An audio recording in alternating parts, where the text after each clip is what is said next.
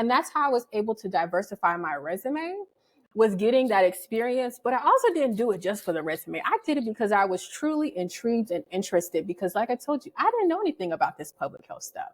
So utilizing my time and maximizing my time during the PHAP program, I think is what was the biggest benefit to my public health career, because I got to understand a little bit about emergency preparedness, right? In Louisiana, we had hurricanes, tornadoes, all of the things. So I got to understand what that was. So yeah, several things that I took from that program that has definitely shaped my public health career and has piqued my interest to continue to be in public health as I am. Hey friends, welcome to Public Health Careers. I'm Amari Richens, founder of the Public Health Millennial and host of Public Health Careers.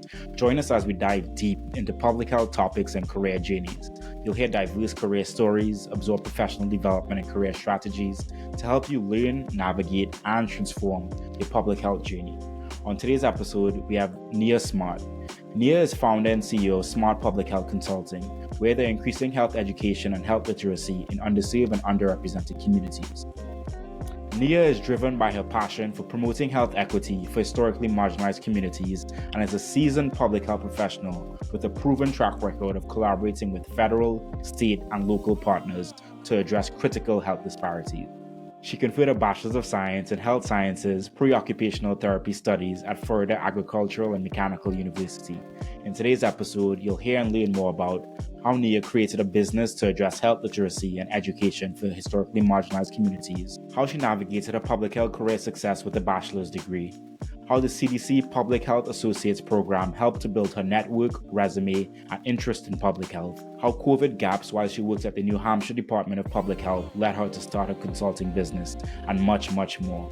Be sure to subscribe and enjoy today's episode. This is Nia Smart, and I'm the founder and CEO of Smart Public Health Consulting, and you're listening to Public Health Careers. Nia, I'm so happy to have you on the show. Welcome. Thank you. I'm so happy to be here as well. Yes, this is exciting. I know we connected on LinkedIn, and I'm looking forward to hearing more about your story. You're saying that we're talking about our shared history in Tampa. Me having that's being the first place in the U.S. that I lived, actually, when I think back on it, and then you growing up around that area. So it's awesome to connect on that and learn more about you. So jumping into things, how do you identify, and tell us about your personal background? So my pronouns are she, her. I am a Black female from Tampa, Florida. I currently live in the DC, Maryland, and Virginia area. Outside of public health, I like to explore my new city in the DMV, try new restaurants, museums, and I do like to check out a live band from time to time in the area as well. Is there a favorite museum that you've checked out or restaurant that you've been at that you'd recommend to anyone in the DMV? There are several. See, now I'm gonna have to pull up my my Google Maps. I still would say the African American Museum is definitely my favorite. Right off the top of my head, I would actually say the Point in DC is my favorite restaurant right now. There are several others, but that one I like to frequent, especially during the warmer months, because they have a beautiful view. What kind of food do they have? Seafood. Okay. They've got wonderful seafood. And I would say the main reason why I like it is because they have the char-grilled oysters that remind me of New Orleans. I spent 2 years there, and I still say I haven't been able to find anything that tastes similar to that, but the Point proved me wrong. So I would highly suggest them. And they have several other great options as well. You should definitely share this with them. That'd be good promotional material for them. Yes, sign me up. The Point. Let's connect, okay? Next time I'm out in that region, I'll definitely have to check it out. So I appreciate that recommendation. No problem. So pivoting us a little bit, you're working towards increasing health education and literacy in historically marginalized communities. How did you get to this? Well, Omari, sometimes I want to ask, do we have enough time? Because I have a long story, but to give a Cliff Note version, during COVID-19, I really noticed a big challenge with health equity in public health.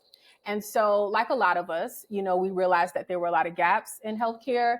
And so, in my role as the community outreach and education coordinator, that's then when I really started to do the work and realized the areas that we could also bring about solutions. And so I realized that also there were minority populations dying at disproportionate rates during COVID, that a lot of us noticed. And so one of the things I realized is that the real root of that was the lack of education, right? Not even just for the community, but for us at the public health office, right? In our public health roles, we were all learning during the pandemic, and the information we were getting was put out at very high education levels. So we're talking about doctors putting out information, and for us to try and digest this stuff, I didn't even know what some of the stuff was, right?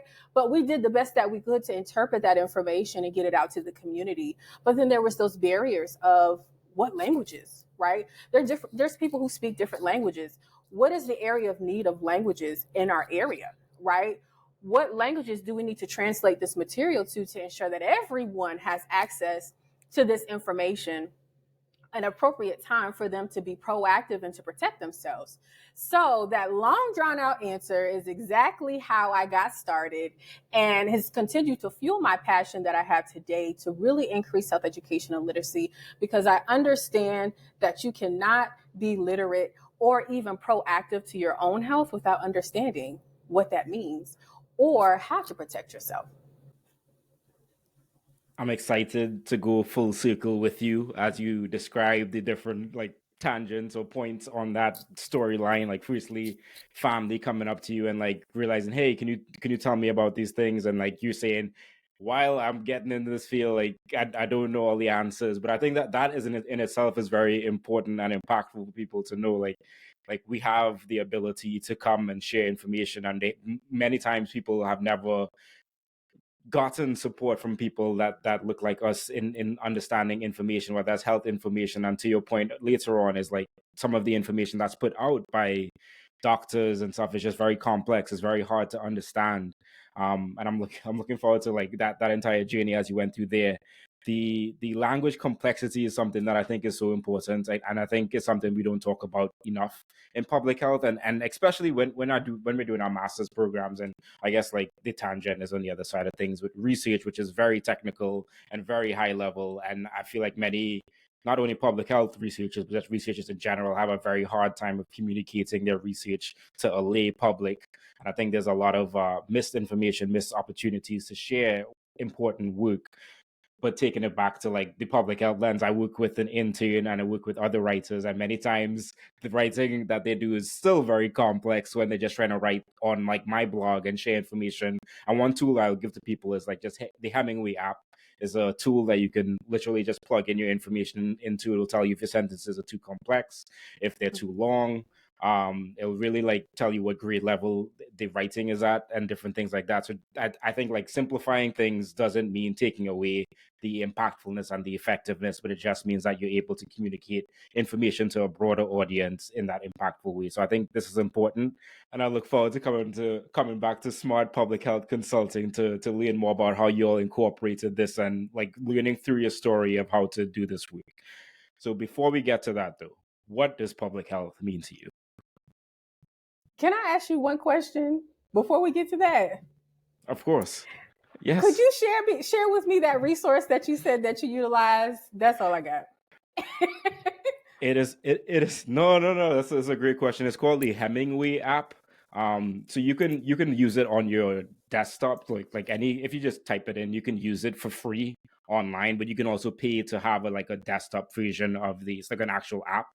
But it is, yeah, I use it a lot just to scan through different information. I even use it when I'm analyzing. Right now, I'm working a lot on becoming a better writer, becoming an impactful writer. And a lot of things I do, I scan it through that, or I take people's articles that I read and I put it into that to just understand not only the complexities of their sentences, but how they structure things and how they write things, and just trying to learn and dissect. So those are the things that I do at night, just in case anyone was interested. But Hemingway app is definitely a great resource to make your writing more accessible to more people. I would definitely have to use that. Thank you for sharing. So I know you asked me the question, what does public health mean to you? And I will now answer. So public health means to me community. I don't think people realize how much community is the root of public health. We need each other. Public health is not individual, it's not singular. We all have to work together. So that's what it means to me. And also being proactive, right? How can we be proactive to ensure that we are helping folks to be experts in themselves, right? To protect themselves, to expand their life, expand their health. So in short, that's what public health means to me.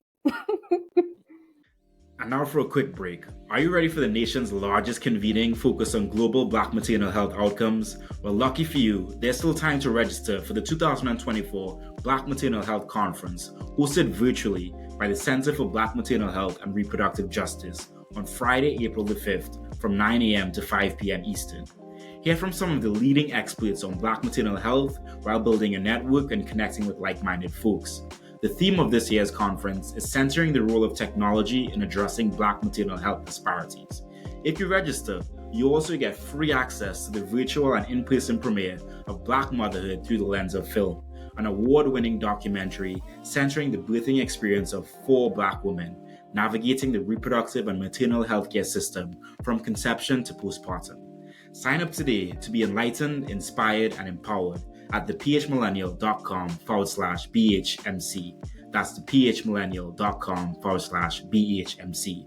Or click the link in the description. Before we get back to the show, Omari here, founder of the Public Health Millennial. I've started a community and I'd love for you to join. Really wanted to create a space to connect with other public health people, keep up to date with new public health trends and just the latest in the field. A space to ask questions and learn actionable ways to build your professional or personal public health brand. So be sure to join our community. The link is in the description or at thephmillennial.com/join. Prices will go up after National Public Health Week on Monday, the 8th of April. So join today. I look forward to having you and building a stronger public health community together. So join below. And now back to the show. Love it, love it. Short, sweet, and to the point. So, jumping into your undergrad story, you got your Bachelor's of Science in Health Sciences and Pre-occupational Therapy Studies at Florida Agricultural and Mechanical University, or FAMU. What was the thought process of going into undergrad? Well, there's a story behind that. I actually went to school. So first I wanted to be a neonatologist. Okay, let's just put that out there. But I realized that I was too sensitive to deal with babies and that, complexity. So I could not be that serious dealing with babies. So I had to change it up. So then I was like, well, let me go to school and be a registered nurse. So I actually started out pursuing my nursing degree when I also started to realize with that path, nursing wasn't what I thought it was anymore. For me, I thought nursing was going to the bedside, having those conversations, building relationships, and also helping the patients with whatever they need. But once I started to see that their workload increased and that one-on-one connection wasn't really there and you were having to do more work, I was like, I don't know if that's what I want to do anymore. So then I started to analyze, the curriculums for each of those degrees. And I saw, well, occupational therapy, that might be a little bit better for me, especially because I was looking for that opportunity to connect with patients one-on-one.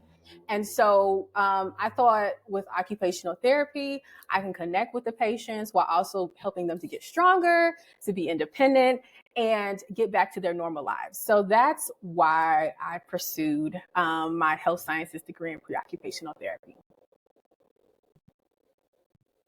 Understood. And I think it's important, and it's a theme that a lot of people share in their stories, just like you try something that you want to do and then you realize, oh, this is actually not what I wanted to do, or the field in itself has changed. And I think that is okay, and you have to understand that. One thing I always think back to is my dad is a pilot. He always adamantly told us as children not to be pilots just because the field of and how pilots work has changed a lot, and it's just more stressful these days. That's not to talk anyone out to being a pilot.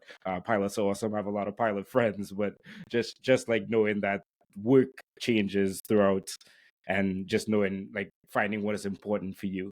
So while you were in your undergrad, you were certified nursing assistant. You had two certified nursing assistant positions, one at Heritage Care and Rehab, and Hopewell Senior Care.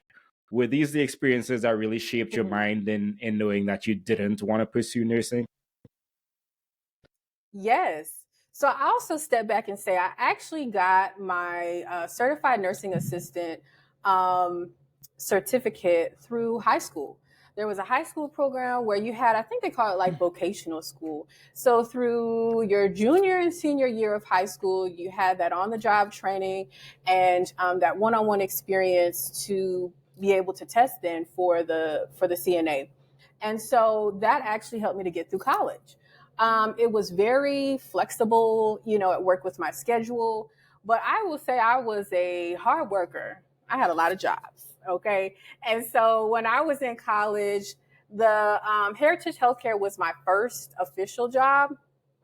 And then after that, what it was, I started working at a home health care agency, which was Hopewell Senior Care.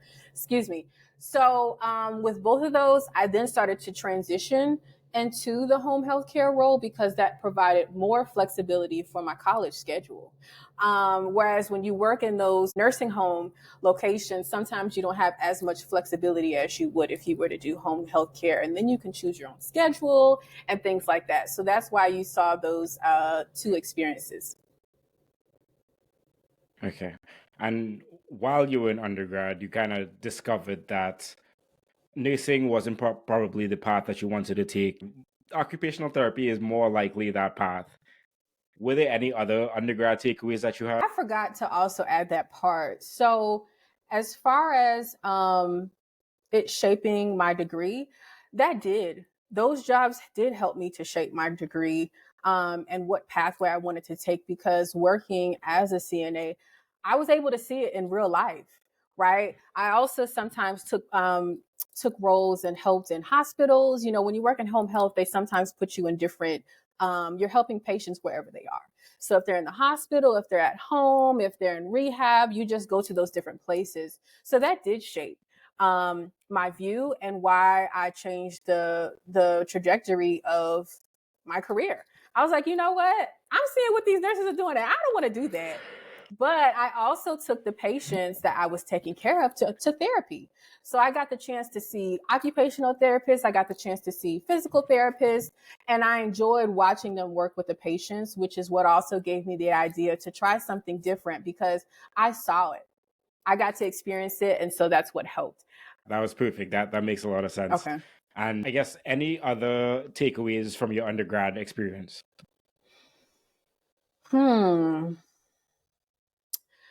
I would say my undergrad experience also taught me to be myself. Being at FAMU, it taught me to be comfortable with who I am. But it also taught me what real life would be like. We had some pretty hard professors that really made sure, like, as far as knowing how to be professionally dressed, I had a professor that if you did not come to class with your suit on, you were not getting your grade. They were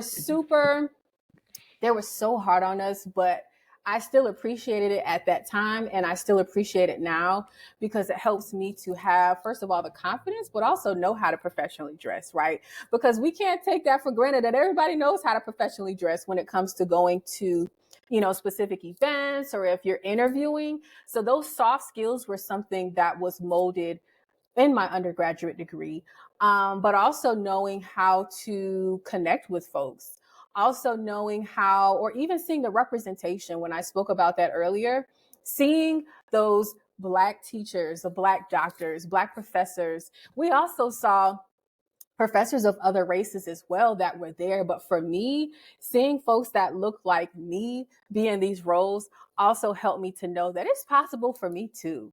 And there were some, I'm not gonna cuss, but there were some wonderful professors, and I really, really, really feel that it shaped my undergraduate degree, or just my undergraduate experience, excuse me. And it really helped me to be who I am today. Shout out to FAMU. It's funny you Yes. say that. It's funny you say that because I interviewed someone yesterday and they said the exact same thing.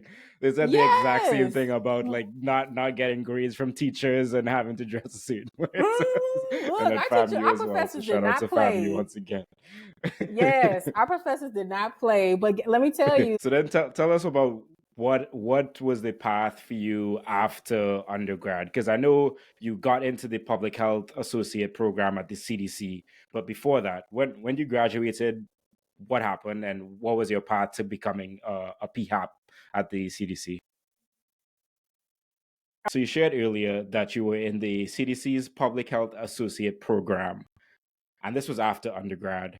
But before you got to this, I think you had a couple positions. So tell us about that path to getting into the PHAP. And I want you to stop before you get into the PHAP because I have some more questions before you get there. Okay. So my path after graduating, first of all, I knew I wanted to leave Tallahassee. So I was just going to do that, and I did. I visited my sister in Houston, Texas, and I saw where she was. I was like, oh, this is nice. You know, I saw all the hospitals and the healthcare organizations there, and I knew Houston, Texas was very forward with, you know, their healthcare system. So I said, you know what? I'm gonna move to Houston. I want to go see what my sister's doing out there. And so I moved to Houston, Texas. When I got there, I started as a CNA at a local hospital there. But one of the challenges I experienced is that nobody wanted to hire me in a professional role. Everybody only saw my past experience being a certified nursing assistant. That's all they saw.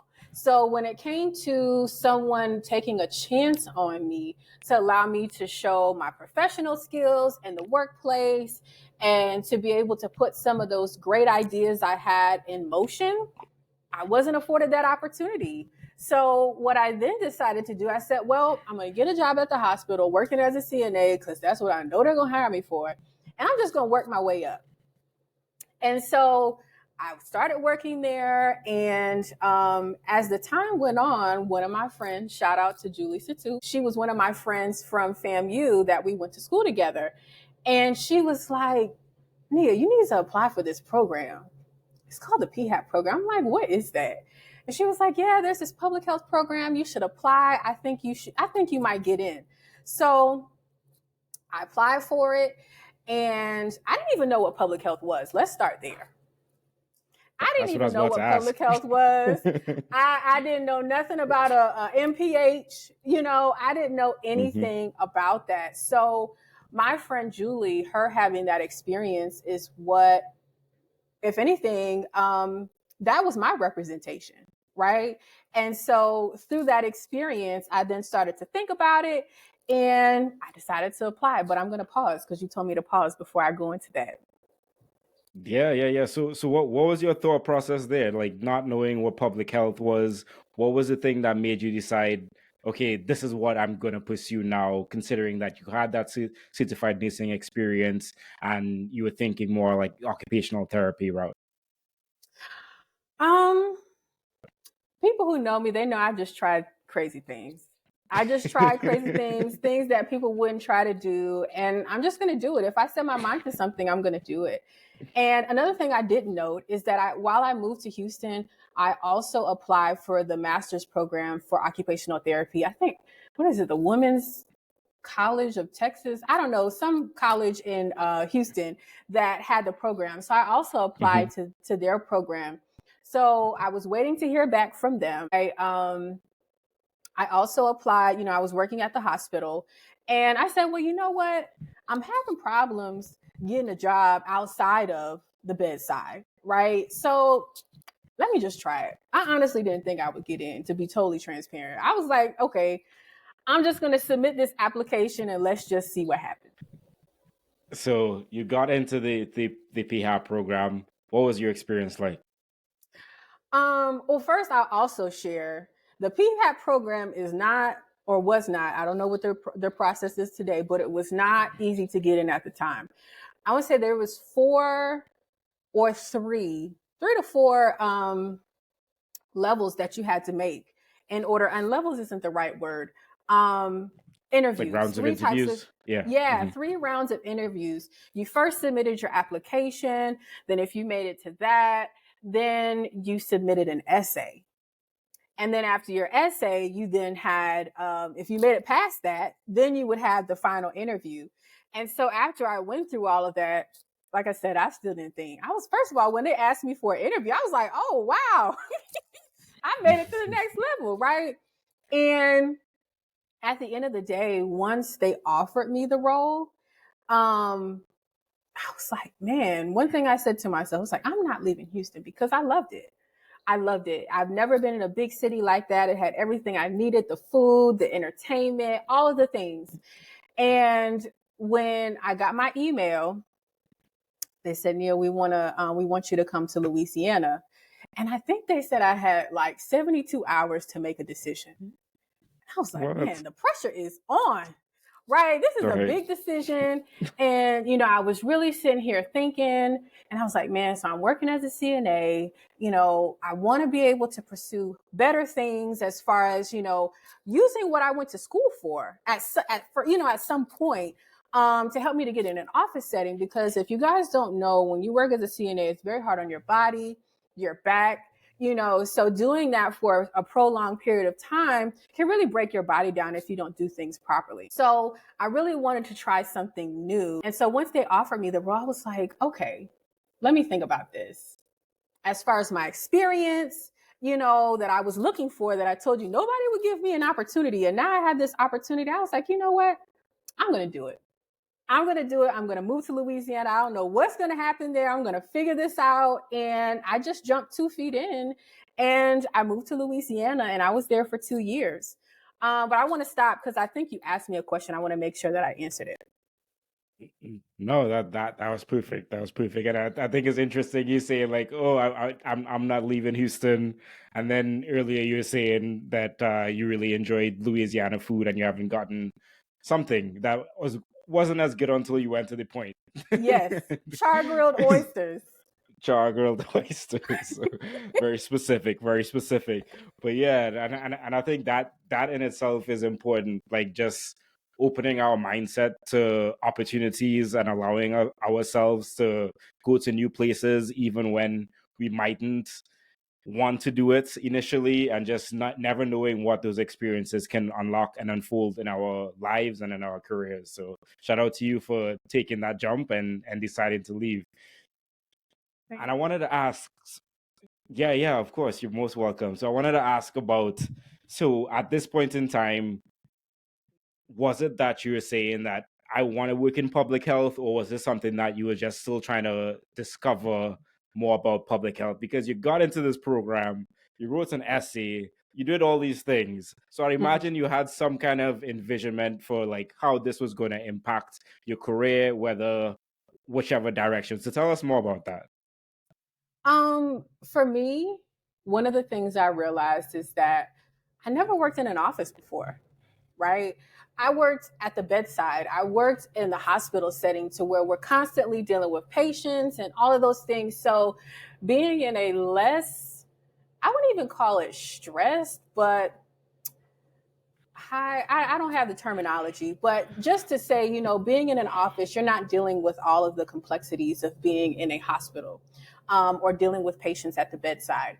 So I had to learn basic skills like, how do you get on a meeting, right? How to deal with being quiet in your cubicle so that you don't bother the person next to you, right? Bringing headphones to work, all of those simple things that you would think were so easy.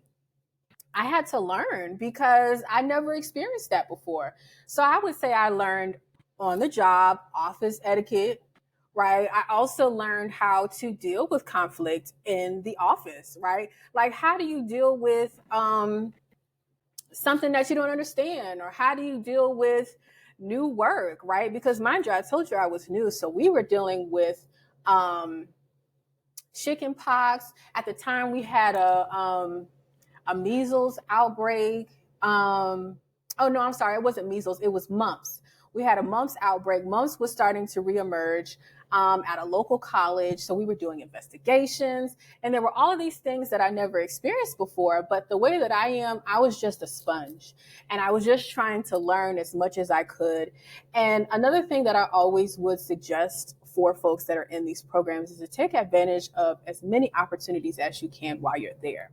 One of the things I did is in Louisiana at the PHAP program, our not at the PHAP program, in Louisiana during the PHAP program, we were downtown in Louisiana. So actually, what was pretty cool about our host site is, I want to say there was like 5 other PHAPs that were stationed there as well. So we had another one that was on another floor, like 2 or 3 floors before me.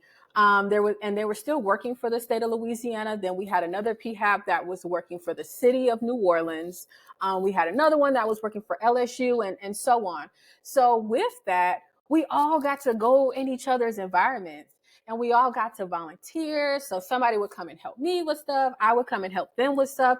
And that's how I was able to diversify my resume, was getting that experience. But I also didn't do it just for the resume. I did it because I was truly intrigued and interested, because like I told you, I didn't know anything about this public health stuff. So utilizing my time and maximizing my time during the PHAP program, I think is what was the biggest benefit to my public health career, because I got to understand a little bit about emergency preparedness. Right? In Louisiana, we had hurricanes, tornadoes, all of the things. So I got to understand what that was. So yeah, several things that I took from that program that has definitely shaped my public health career and has piqued my interest to continue to be in public health as I am now. So yeah, that's amazing. I'm glad that PHAP gave you the opportunity, as well as really allow you to expand your network. And I feel like being intentional in expanding your network while you were there with the other PHAP people, as well as you said, like building out even more experiences from gaining from working with the other PHAP people on different projects that they're doing.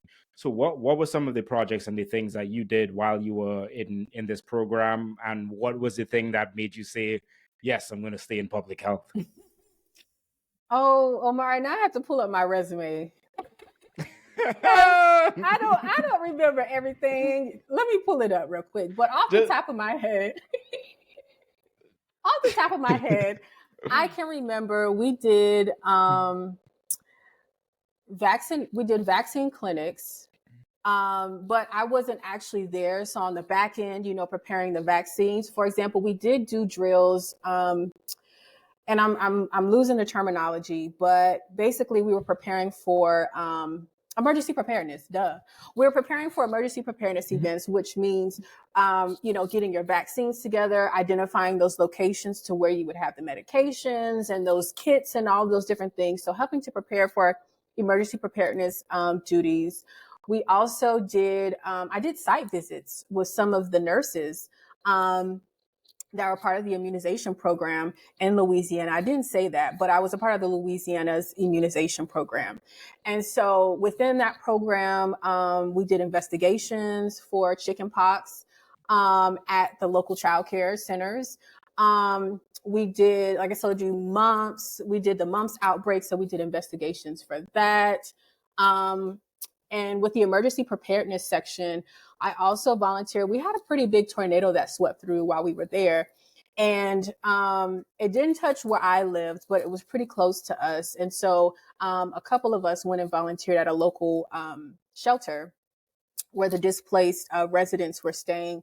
So we helped with the food, and, we got to see firsthand what it was like to put the cots out, and to see, and help with also just managing the emergency preparedness for that, right? Because that's a lot of people that you have to manage. You have to make sure it's sanitary. So, they had different cleaning equipment that people were getting for free. And it was just amazing to see the resources that were there and readily available to respond to this unfortunate event that happened.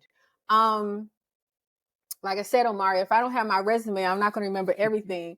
But that's a quick snippet of some of the things that I've done, or that I did while I was there. Yeah, well, thank you for highlighting that. And I think like the importance of you highlighting that you're learning a various like various number of skills while you're there and like working in emergency management and preparedness and just understanding how that intersects with public health and with communities and like to the point of like wanting you to continue to do more public health work. And in your next role, you're the Adolescent and Adult Immunization Coordinator at the New Hampshire Department of Health and Human Services. And I know earlier you were sharing that this was when you really realized one of the like the COVID-19 gaps at the health department, and I think was one of the reasons why you started your business, Smart Public Health Consulting. But what was that thought process coming out of the PHAP program, looking for jobs, and like, tell us about that. So one thing after you get out of the PHAP program, you do have an opportunity to apply for some federal permanent positions. But they tell you it is not, it's not required. What is the word I want to say? It's not guaranteed that you will get a role with the CDC. So with that in mind, you apply. And one of the things I really didn't like about that is that you really were in competition with your friends. One thing happened to me. I actually made it to the final round with NCIRD, which is the National Immunization. I don't even want to mess it up. I'll have to Google it. But anyways, I made it to the last round with NCIRD. You know what? Let me Google it so I can make sure I say this right. The Immunization and Respiratory Disease National Center for Immunization and Respiratory Disease. Okay. So I made it to the last round for the National, oh man, I messed it up again. National Center for Immunization and Respiratory Disease. And I was in competition with one of my friends. Her and I both made it to the final interview. We both were flown out. We were both so excited. And she ended up getting chosen over me. And think about how that would make you feel. Your friend that you've built this relationship with now won this job. Well, not won, but she was offered a job over you. And I had to then do some self-reflection, right? And remember that what's meant for me is for me. And that job was meant for her, right? And there's never any competition between me or my friends. And through that situation, I said, you know what? What's for me is coming next. And I was proud of her. I was happy for her. And so I would say that was one of the situations that I didn't like about the program. But the other thing is like, you were on the hunt. You were back on the prowl looking for your next job.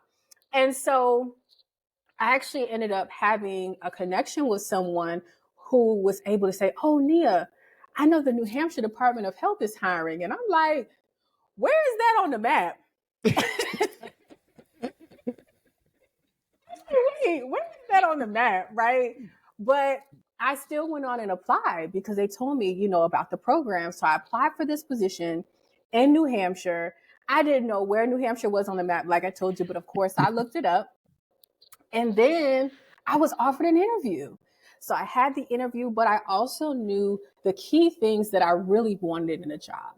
And that was that continued learning experience, but also an atmosphere where somebody allows me to learn, right? So during that time, I had my interview, and some of the key questions I asked was like, do you have on-the-job training? Because I knew I still needed to continue to learn. Yes, I just left the PHAP program, but there's still so much for me to learn in order to continue to elevate in my journey of public health. So they said yes to all of my questions. Everything that I was looking for, they were checking the box. Only thing they didn't say is they weren't paying for me to move from Louisiana to New Hampshire. So that's how you know. I said, I'm going to take a chance. I don't want to just go to this place I've never been before. And so I made my way to New Hampshire. It ended up being the best job that I could have asked for. On-the-job training, great learning environment. I mean, everyone was so supportive. I feel like that was the perfect place for someone learning in public health. And I still thank my old supervisor till this day, and rest her soul, she unfortunately passed away last year. Her name was Colleen Haggerty. And I'm not going to get emotional, but she took a chance on me. And I feel that that's what all of us need. We come with these skills, we come with this experience, but you really just need someone to take a chance on you. And the reason why I say that as well is because the job I applied for, it said that it wanted someone to be a registered nurse. And guess who was not a registered nurse? But guess who got the job? Right? She took a chance on me. And with the interview that we had, the skills and expertise that I had, she said, you know, I think you'll be a great fit for our team. And the rest is history. And she was the best supervisor you could ever ask for. So yeah, I'm going to pause because I don't went into a long story. So I want to make sure you can ask your follow-up questions. No, I appreciate that. That's very informative, both on the side of like you being part of the PR program, then applying for the CDC role and having to compete with your friend, and then having to self-reflect on that situation because you weren't offered that position, and just like really thinking about that, to then having the network connection to say, hey, there are jobs in New Hampshire, and you not knowing where that is, which is, but neither here nor there. so, so not knowing where that was, and then also like not only that, like being very intentional and saying, you know, I just came out of the PR program, I learned a lot, but I still want to learn a lot. Are these things that y'all are going to be able to offer me to really like give me this on the job training so that I can really excel as a professional in this? And like, to the point, shout out to Colleen giving you the opportunity, because we all know it that's sometimes all it takes, you know, someone, just one person giving you the opportunity, and then it cascades into the careers that we do have. And I have many people like that for me. So I think it's just important that we do shout out those people and give them their flowers for the opportunity that they did give us. So you got into this position. What were the kind of things that you did? Omari, I'm going to need to get my resume with these questions you're asking me. So some of the things that I did in the immunization program, and this is the other thing. So this, I have to remember, this is the Adolescent and Adult Immunization Coordinator, because I did move up in my role during my time there. So as the Adolescent, Adult, and Immunization Coordinator, my job was to develop the education materials, to do the community outreach and education for adolescent and adults in immunization. So letting them know about their immunization schedule, you know, what years are you supposed to get the proper vaccines, also helping to do just education in the community. I was also assisting with the partnerships or developed or existing partnerships in the community with local organizations. I'm still pulling up my resume so I can make sure I remember everything. Hold on, please. Yeah, you can pause. No. That's fine. Okay, let me scan through this. Okay. Yeah, so I talked about developing the materials for office staff. Oh, that was the other thing. So even though I was developing materials for the community, I was also developing internal materials for the office so that we would have standard materials and education for us to put into the community. Some other things that I did was, we did conferences. How can I forget? I led a immunization conference. My first year there, I did our annual immunization conference, which was like over 300 attendees. And so I got to work with developing the actual focus for the year, right? And then I also got to work with getting the speakers, you know, then how can we make it interactive? So thinking about the theme in the room, connecting with our partner consulting firm there that also helped us to plan the event with the logistics. So, you know, booking the location, you know, putting down a deposit, learning about all those intricacies that go into conference planning was one of the big things that I learned while I was there too. And I actually had a fun time doing it, which is why I do it now. Smart Public Health Consulting. Let's see what other things. When we talked about the culturally appropriate immunization materials, that was another thing that I took some time to do.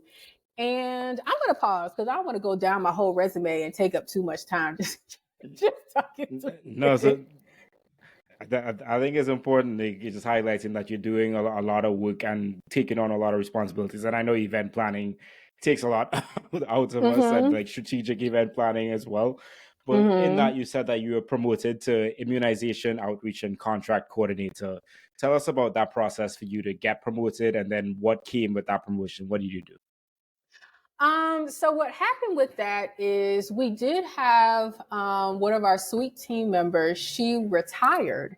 And so through her retirement, there were some contracts that needed to be tended to, which those contracts were our local health departments. So there was money that was then funneled to our local health departments to continue the community outreach and community education and prevention programs at those local health departments. So through that contract and with my coworker retiring, they needed someone to manage that. So I jumped on the ball and I started managing the contract. I mean, it was literally like a big binder full of paper that I really started to study and read through because I didn't know anything about contracts, right? I've heard about them, but actually being the person that was overseeing them and making sure that the compliance was there, that was a big job, but I was excited to take on that duty. And so through that, I was actually still in my adolescent and adult immunization coordinator role. So I really just started to take on some of those duties of the immunization outreach and program contract coordinator, that long title. I started to take on some of those duties to where they were like, you know what, Nia, you're doing a great job at this. Why don't you apply? Because we really need somebody in this role. You're doing a great job. You've already built these relationships with the community. Let's just get you, let's just tell you to, I can't, we got to take that out. But why don't you just apply for this role and let's see what happens. So I applied for the role. I was offered the position. And so through that, I then took on the contracts full time. And that required having quarterly meetings with those local health departments. And one of the things in New Hampshire, that there was 2 health departments in the entire state.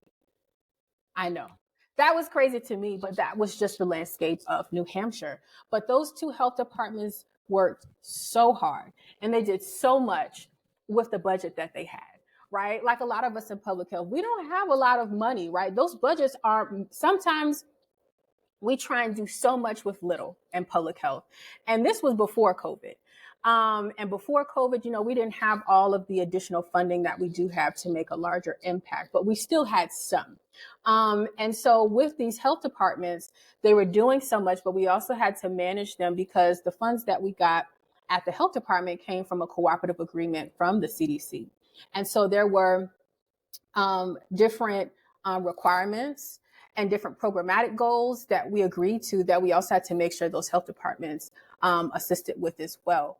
Some other things that I did, especially during COVID, we started a health equity task force. I think that's like one of the biggest highlights of my time at New Hampshire was coming together during the COVID pandemic and finding a solution to our challenge with accessing or not even accessing, but increasing health equity during COVID, which means, access to vaccines, COVID-19 vaccines, access to health education that we talked about, but also helping those community partners, right? Because it wasn't just the community members. We also had to educate ourselves and our community organizations, community-based organizations and partners to ensure that we work together to make sure that those solutions were equitable, but also had the impact that we were looking for.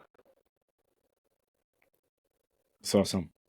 And I think both important to be ready for opportunities when opportunities arise. Like it's just opportune that your coworker retired, and then shout out to you for being able to like take on that and like apply and also go through that process and get the role. Were there any major things that you had to learn on maybe the contracting side of things as you took on this new role? Were you asking what did I learn? Just did you have to learn anything to be able to be effective in this new role? Yes. Omari, I had to learn everything. I started from scratch. I didn't know how to do any of this stuff. I literally started from scratch. And I want that to be encouragement for people though, because sometimes when you apply for these jobs, these people want you to have all of these experiences when you just got out of school. It's like nobody came to this earth knowing how to do anything. We all got the experience that we have through doing, right? So that's something that I have learned as I continue to work. And that's something that I learned during that role, is that that's okay if I don't know how to do something, but guess what? I can read. I can read and I can understand. And as long as I continue to try and I apply myself to the things that I'm going to do, I can be successful. And I think that can go for anybody. Don't be afraid. Just because you don't know something doesn't mean that you can't do it. Love it. And after this role, you moved on to a vaccine program manager at the CDC Foundation. Tell us about that transition. So the CDC Foundation, they received funding from the federal government during COVID. I know if you remember, COVID was crazy. Okay. Things were happening every which way. We were all just trying to respond the best that we could. And so one of the challenges that we had, in all of the health departments was capacity, meaning that we didn't have enough people to get the work done. The level, I don't know if you guys remember when we were literally investigating each person who got COVID. Imagine that. Each person who got COVID. That was a lot of work, and you need a lot of capacity in order to manage all of those COVID-19 infections. So one of the things with the COVID-19 task force through CDC Foundation, they were hiring folks to now be that capacity for those health departments. And so being with my experience and all of the wonderful things I did in New Hampshire, that then resulted in me having the opportunity to work as a vaccine program manager with the CDC Foundation. And so during my time there, I was able to work in the immunization program for DC Department of Health. And so I spent a couple months with them. And then I also helped the Massachusetts Department of Health. So with both of those, they were both rooted in health equity, community outreach, education. But I would say my time at the Massachusetts Department of Health really actually focused on making sure that the existing program structure was equitable. So that was something new for me as well, to really put that passion into play, to do evaluations of the programs and sharing different ways that they can fill those gaps with their communication to the public about the programs or the different education and things that they had available. Because we all can change, right? Not change, but we all can improve our communication. I can improve, right? Even me, we all are human. There's always ways that we can continue to improve and educate ourselves to make sure that we're making the impact that we want to make on the community. Love it. And thank you for that work. Very important work. And I do remember during the pandemic, it was crazy. And while you're at the CDC Foundation, you also got a promotion to Access and Inclusion Project Manager. Tell us about that role that you had. Yes. So that was actually what I was explaining. Sorry, I didn't separate that. But that was my role with the Massachusetts Department of Health. And so that's where I got to do the evaluation and providing feedback and giving strategies for engagement and how to increase that engagement and to increase their equity with the work that they were doing. And what were some of the strategies to increase equity and engagement in the work? Getting people together. We got to talk to each other. One of the biggest things that I realized, especially, in public health, we got to talk to each other. And so that was one of the things and I wouldn't say it was just there. I would say at every health department I've worked in, communication with each other is one of the key things to ensuring that, first of all, we're not doing duplicate work. And then also understanding what are our other coworkers and programs doing. And so through that, we got together focus groups. We got to talk with each other, better understand each other's programs, but also understanding where are those gaps. What things do you need to fill those gaps? And also understanding what are the programmatic structures though, right? We all could be doing these things, but what programmatic structures in place to help us with what we already have? What programmatic structures in place that we can already utilize existing structures to help with the work that we're doing that we might not be aware of? Because sometimes And I would just say at the health department, there could be rules that you might not know about, right? So sometimes you might need to pull up those rules, pull up those programmatic structures, or what's the word I want to say? Because I don't feel like programmatic structures is the right word, but you just pull out those documents that are already set in stone from those health departments to see what access do you already have, what things are already in line with your budgets to be able to utilize existing funding to have language accessibility, right? What existing things do you have in your budget to maybe even hire a consultant, right, to help you with whatever it is that you have on, that you have a gap for. So I would say that's one of the biggest things. And I would say that was the most exciting too, because it also continued to remind me of this passion that I have, and reviewing the existing structures or the existing program procedures. That was another thing that I had the chance to do, was to really look at the programmatic strategies on how they were doing communication and outreach, or how their programs were structured, so that we can then, so I can then provide suggestions and feedback on gaps and ways that we can promote solutions and kind of fill those gaps as well.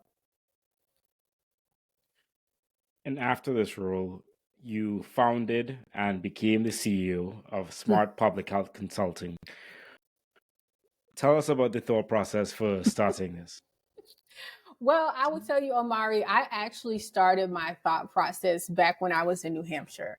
And I will go back to highlighting that as well. In my time in New Hampshire, COVID really sparked that fire in me about starting this business, but I didn't know where to start. I just knew I wanted to do something. I didn't know how to do a business plan. I didn't know anything about starting a business. So during my time in New Hampshire, I started to ask questions, and I was involved with, or I was introduced to a women small business programs that are available by the Small Business Administration, that are free resources. And so with that, I started having a one-on-one with a counselor or a small business expert. I also then took part in some continued education courses. And so by the time I got to the DMV area, or DC, Maryland and Virginia area, not the Department of Motor Vehicles, by the time I got here, I was ready to hit the ground running. Right. So I just needed to register my business in Virginia, and I already knew what our mission was, but I wanted to be in a place to where there were several resources for small businesses, to where I felt like I can be successful.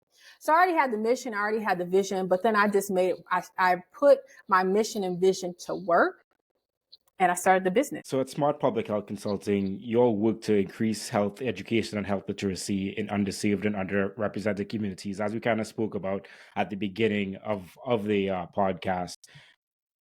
Tell us more about why you decided to land on that mission and vision and doing that type of work. So it's a great question. I started that because through my journey in public health, I realized that was the root, right? And I feel like I think I did mention that earlier, but being literate in your own health is the key to your health. And for me, that's also helped me to learn more about my health, how I can be proactive with my own health, how I can be an expert in me and knowing what I need to be the healthiest me. And so being my own personal experiences, but also working in these environments in public health and working with the community, I said, you know what? I want to be able to do that work, but on a larger scale. I want to be able to be my authentic self. I want to be able to work in the community without any barriers, right? Without any political structures, without, some of those things saying what you can and cannot do. I wanted to be able to freely connect with the community in the way that I know how, right? With being myself, but also working with organizations that are already doing the work as well. I would say one thing about Smart Public Health Consulting, we are not here to recreate the wheel. What we're here to do is, I don't know if you remember me speaking about that word capacity. We're here to help increase capacity with these organizations already doing the work, because we understand those challenges. we understand what those needs are, and we want to be the solution to helping with that. We also just want to increase health literacy and education in underserved and underrepresented communities, because unfortunately, when we talk about social determinants of health, that's one of the biggest challenges is in underserved and underrepresented communities with having access to care, education, and all of the things. Well, I appreciate you sharing that, and thank you for the work that you're doing there. And just to highlight, as we've seen, like during the pandemic, the health inequities there, and just generally speaking, just how people don't understand health information, and many times it is not given to us in accessible ways or ways for us to really understand and grasp. Okay, we can take this and control our health, and then I think, as you're saying, it's a fundamental pillar of how we build healthier communities. So in sharing that, what are some of the things that you all do at Smart Public Health Consulting? So some of the things we do, I don't want to give you the big words, but I can.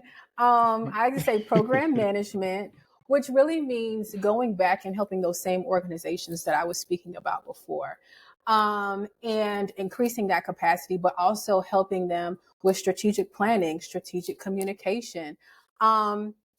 Another facet of that is doing our community communications and outreach, which with that, we are helping to increase education through community events.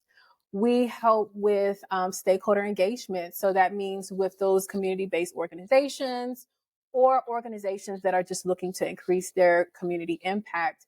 They might be looking to make or foster new connections with organizations or community-based organizations they never met before. But they might not know how to start that conversation. They might not know how to engage them. And that's what we could do. We can help them out. One of the cool things being in the DMV area is there's so many people here doing the good work. There's so many people here doing the good work that folks actually just need to know who they are. They need to know about the free resources that are here. There are free and low cost resources for folks to get healthcare. And I know that so many people think you have to have insurance in order to get healthcare, but you don't. You know, there's several different programs out here that can help you get access to those things and to ensure that you are your best and healthy self. So I talked about program management, I talked about strategic planning, and I talked about stakeholder engagement, communications and outreach. So I talked about strategic communications, community outreach, and event planning. Well, I didn't say event planning specifically, so let me talk about that too. So we also offer event planning services, which helps us to really take away that burden from you.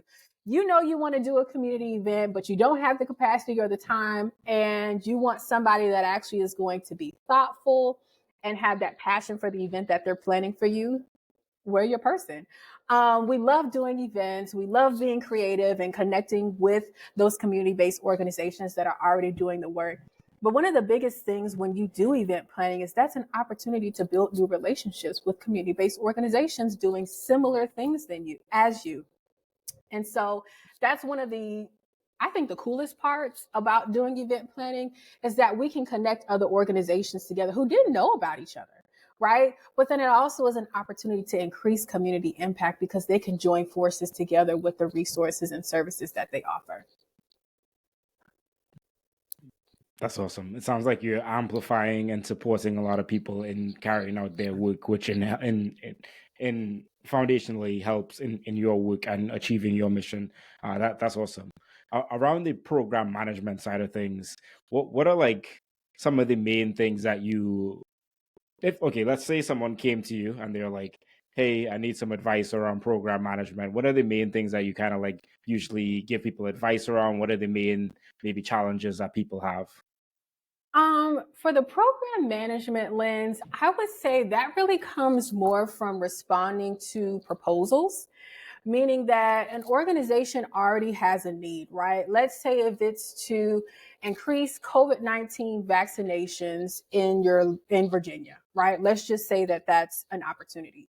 So we can respond to that proposal, or we could have a conversation with somebody that tells us that's what their need is. And they're like, hey, we need somebody to build this program. Could you help us? And we needed to be equitable. We needed to be this, we needed to be that. And so we would just take that time to understand what that program's needs are and work with them to achieve them, right? Develop that plan. Also understanding the audience, right? Because you can't just say, oh, we want to increase vaccination rates. Well, what's the culture, right? What cultures do you have near you? What gender? You know, understanding the gender, understanding the languages. You know, you have to make sure that you're inclusive. There's several different community health assessments that you need to do to make sure you understand that community or the audience that you're looking for. So those are the things that we specialize in, and we enjoy doing that deep dive because you want to be thoughtful with what you do, right? People sometimes, you know, they just want to do things just to check the box. But if you're not thoughtful with what you're doing, it's not going to resonate the way that you need it to be or that the way that you would like it to. So that's where our passion comes in, but also the expertise to really do that analysis to make sure we understand the groups and the communities that we're looking to serve and making sure that they're going to be interested in what we're talking about, right? And how can we connect with them in the ways that we would like things to resonate. Love that. Sounds like digging deeper into the community so you can actually serve them how they really need to be saved, depending on those needs. So I appreciate that. What do you like most about your job as founder and CEO, and what do you like least about your job as founder and CEO? Oh.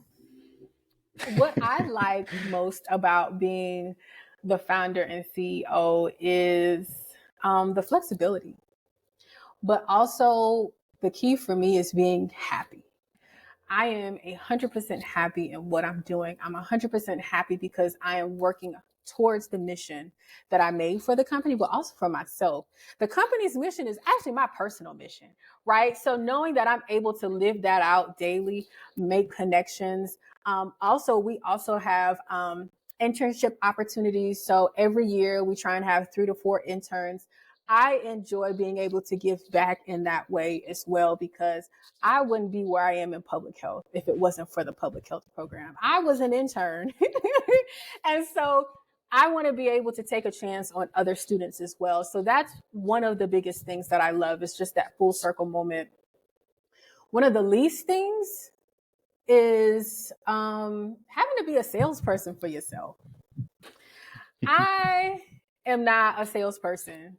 I am just me, right? So having to understand the sales, but also the back end work about being a CEO that people don't talk about, right?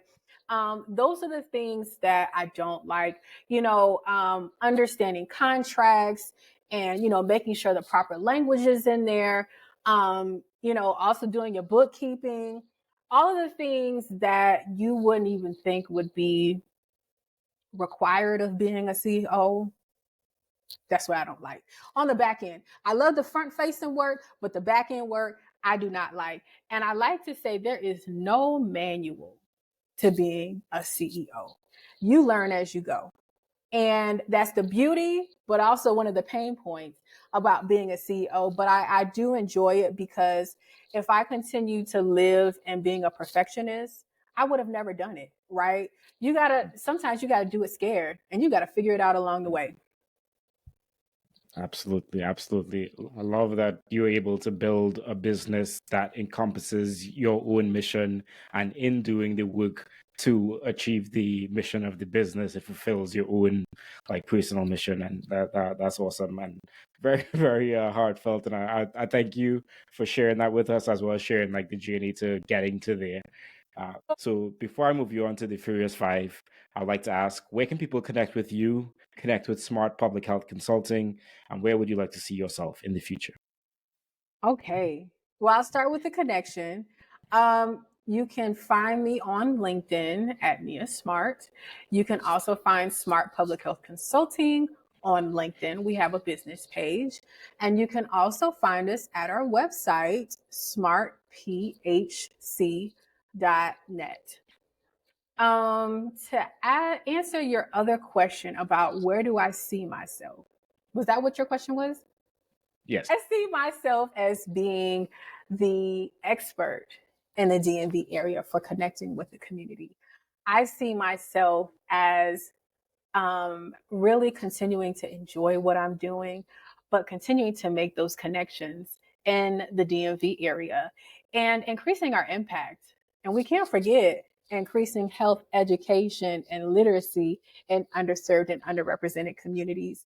And really having several events throughout the year. Like that's one of the biggest things that I really would like to move to is for us to have several events throughout the years with sponsors galore, helping us to be able to achieve that. So that's where I see myself.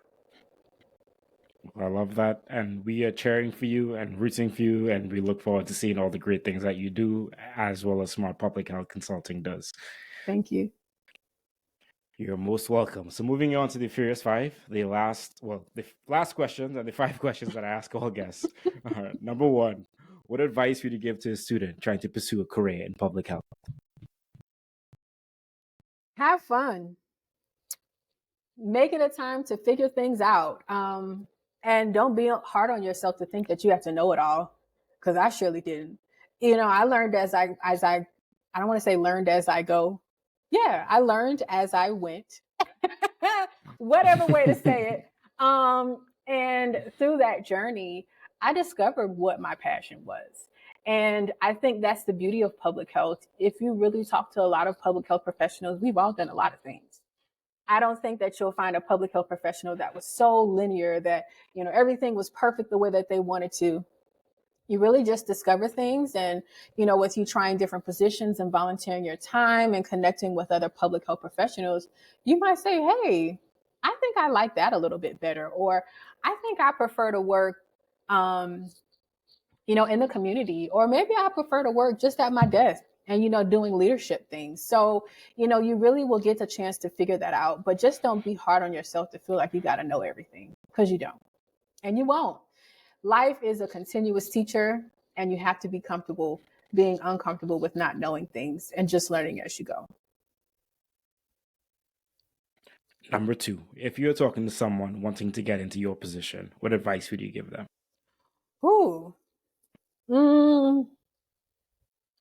Join your local small business center. There's women-based, women small business centers. There's SCORE, which is another center for small businesses to help get free resources to help you to learn about how to be a CEO, learning about those basics, how to market your business. If you have employees, how to take care of employees, all of those things that when you start out, you don't know, they'll teach you. And don't feel like you have to know it all to start to. You just got to start, and you'll learn as you go. Number 3, what's something you're working on improving in your life right now? What am I working on? Increasing my health and education. That's what I'm focusing on. I'm focused on increasing my health, education, and literacy about myself, but also wanted to be more active in the community. And that's been my goal. I'll tell you what my goal is for 2024, or even my theme is just do it. And I'm going to just do it all 2024. If that means going to an event I've never been before, if that means connecting with an organization I've never talked to before, going to a new event, whatever it is, I'm going to just do it and get out there and get involved in the community. Number 4, professionally, do you recommend anything?